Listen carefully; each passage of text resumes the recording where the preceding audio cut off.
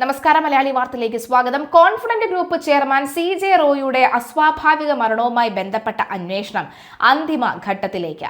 റോയിയുടെ മരണത്തിന് പിന്നിൽ ആദായ നികുതി വകുപ്പിന്റെ പീഡനമാണെന്ന തരത്തിലുള്ള പ്രചരണം ശരിയല്ല എന്ന് കർണാടക പോലീസിന്റെ പ്രത്യേക അന്വേഷണ സംഘം പ്രാഥമിക വിലയിരുത്തൽ വരുമ്പോൾ ബിസിനസ് രംഗത്തെ കടുത്ത മാനസിക സമ്മർദ്ദമാണ് റോയിയെ ജീവനെടുക്കാൻ പ്രേരിപ്പിച്ചതെന്നാണ് അന്വേഷണ സംഘത്തിന്റെ നിഗമനം.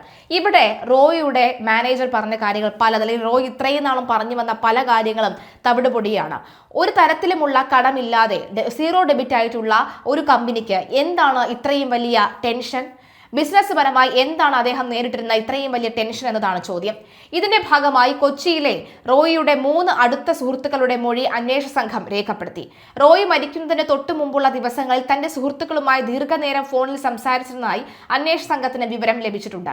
ഇതിന്റെ അടിസ്ഥാനത്തിലാണ് കേരള പോലീസിലെ മുതിർന്ന ഉദ്യോഗസ്ഥന്റെ സഹായത്തോടെ കൊച്ചിയിലെ സുഹൃത്തുക്കളിൽ നിന്ന് വിവരങ്ങൾ ശേഖരിച്ചത്. ബിസിനസ് താല്പര്യങ്ങളില്ലാതെ റോയിയുമായി വ്യക്തിപരമായ അടുപ്പം പുലർത്തിയിരുന്നവരാണ് ഇവർ. മരിക്കുന്നതിന് മുൻപ് റോയിയുടെ മാനസികാവസ്ഥ എന്തായിരുന്നുവെന്ന് മനസ്സിലാക്കാനാണ് ഈ മൊഴികളിലൂടെ അന്വേഷണ സംഘം ശ്രമിക്കുന്നത്. കോൺഫിഡന്റ് ഗ്രൂപ്പിന്റെ പ്രൊമോഷണൽ വീഡിയോകൾ തയ്യാറാക്കിയിരുന്ന 2 യൂട്യൂബർമാരിൽ നിന്നും പോലീസ് വിവരങ്ങൾ തേടിയിട്ടുണ്ട്. റോയിയുടെ ബിസിനസിന്റെ പങ്കാളികളുടെ മൊഴി നേരത്തെ തന്നെ രേഖപ്പെടുത്തിയിരുന്നു.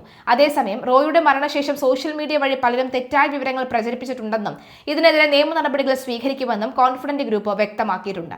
ആദായ നികുതി വകുപ്പിനെതിരെ നിലവിൽ യാതൊരുവിധ തെളിവുകളും ലഭിച്ചിട്ടില്ലാത്ത സാഹചര്യത്തിൽ മരണകാരണം ബിസിനസ് സമ്മർദ്ദം മൂലമുള്ള ആത്മഹത്യ എന്നാണ് ഉറപ്പിക്കുന്ന നടപടികളിലേക്ക് പോകുന്നത്.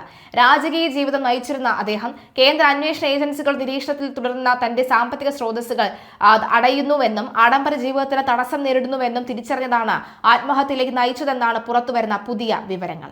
കേരളത്തിലെ അതിസമ്പന്നരുടെ പട്ടികയിൽ പലപ്പോഴും പേര് വന്നിട്ടില്ലെങ്കിലും അവരെക്കാൾ എല്ലാം വലിയ ആഡംബര ജീവിതമാണ് റോയ് നയിച്ചിരുന്നത്.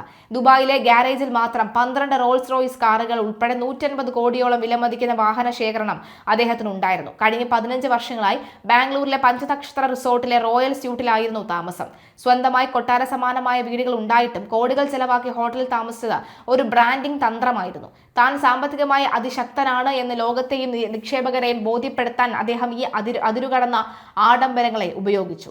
കഴിഞ്ഞ കുറച്ചുകാലമായി കേന്ദ്ര ഏജൻസികൾ റോയിയുടെ സാമ്പത്തിക ഇടപാടുകൾ നിരീക്ഷണം ശക്തമാക്കിയിരുന്നു. ഇന്ത്യയിൽ നിന്നുള്ള പണം UAE-യിലേക്ക് എത്തിക്കുന്നതിലെ തടസ്സങ്ങൾ അദ്ദേഹത്തെ പ്രതിസന്ധിയിലാക്കി. ആദായ നികുതി വകുപ്പ് ചുമത്തിയ പിഴ അടച്ചു തീർക്കാൻ തീരുമാനിച്ചെങ്കിലും തുടർന്ന് ബിസിനസ് മുന്നോട്ട് കൊണ്ടുപോകാനുള്ള സാമ്പത്തിക ലഭ്യതയിൽ അദ്ദേഹം ടെൻഷനിലായിരുന്നു. ബാങ്ക് വായ്പകളില്ലാതെ നിക്ഷേപകരിൽ നിന്ന് നേരിട്ട് പണം സ്വീകരിക്കുന്ന രീതിയായിരുന്നു അദ്ദേഹത്തിൻ്റെത്. എന്നാൽ അന്വേഷണം കടുപ്പമായതോടുകൂടി പണമൊഴുക്ക് തടസ്സപ്പെടുകയും ബാങ്ക് അക്കൗണ്ടുകൾ മരവിപ്പിക്കുകയും ചെയ്തു. നിക്ഷേപകർ പണം തിരികെ ചോദിച്ചു തുടങ്ങിയതോടുകൂടി അദ്ദേഹം കടുത്ത മാനസിക സമ്മർദ്ദത്തിലായിരുന്നു എന്നാണ് വിലയിരുത്തൽ.